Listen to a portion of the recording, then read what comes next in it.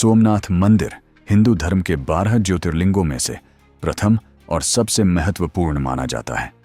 इसकी स्थापना का उल्लेख स्कंद पुराण, शिव पुराण और ऋग्वेद में मिलता है। पौराणिक कथा के अनुसार चंद्रदेव को उनके ससुर दक्ष प्रजापति ने श्राप दिया था कि उनकी चमक धीरे धीरे खत्म हो जाएगी। इस श्राप से बचने के लिए चंद्रदेव ने प्रभास क्षेत्र में कठोर तपस्या की, जिससे प्रसन्न होकर भगवान शिव प्रकट हुए और उन्हें ज्योतिर्लिंग के रूप में दर्शन दिए। इसी स्थान पर सोमनाथ मंदिर की स्थापना हुई। यह भी कहा जाता है कि यह मंदिर स्वयं चंद्रदेव ने चांदी से बनवाया था, फिर रावण ने सोने से, भगवान श्री कृष्ण ने चंदन की लकड़ी से और बाद में राजा भक्तादित्य ने इसे पत्थरों से बनवाया। इस मंदिर का रहस्य केवल इसकी पौराणिक कथाओं तक सीमित नहीं है, बल्कि इसके भूगोल और अद्भुत संरचना में भी कई रहस्य छिपे हैं। कहते हैं कि मंदिर के शिखर से अगर सीधा एक रेखा खींची जाए तो वह अंटार्कटिका तक बिना किसी भूमि के जाती है। यह भारत की पहली ऐसी संरचना है जिसके आगे हजारों किलोमीटर तक कोई भूभाग नहीं आता।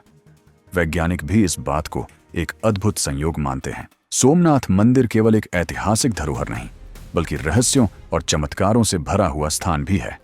यह एक बड़ा आश्चर्य है कि सोमनाथ मंदिर समुद्र के किनारे स्थित है, फिर भी ज्वार भाटा कितना भी ऊंचा हो, उसकी लहरें मंदिर के गर्भगृह तक नहीं पहुंचती। इससे कहा जाता है कि मंदिर के शिखर पर स्थित ध्वज हमेशा हवा की विपरीत दिशा में लहराता है, जिसे वैज्ञानिक भी समझाने में असमर्थ रहे हैं। मंदिर के गर्भगृह में स्थित शिवलिंग को लेकर भी कई रहस्यमयी कथाएं प्रचलित हैं।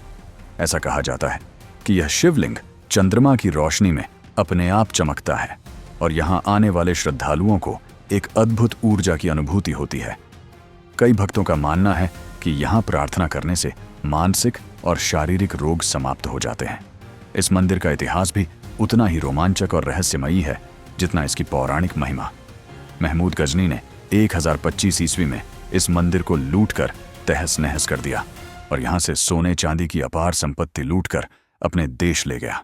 कहा जाता है कि मंदिर के अंदर एक रहस्यमयी शिवलिंग था जो हवा में झूलता था, जिसे गजनी ने नष्ट कर दिया।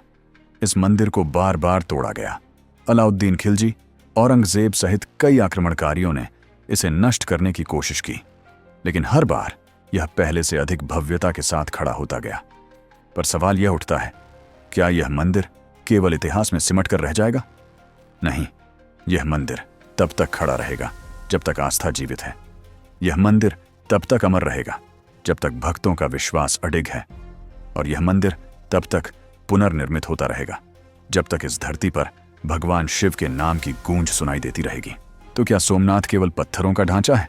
नहीं, यह समय से परे, आक्रमणों से अजेय और आस्था से अटल एक अमर गाथा है जो कभी समाप्त नहीं होगी।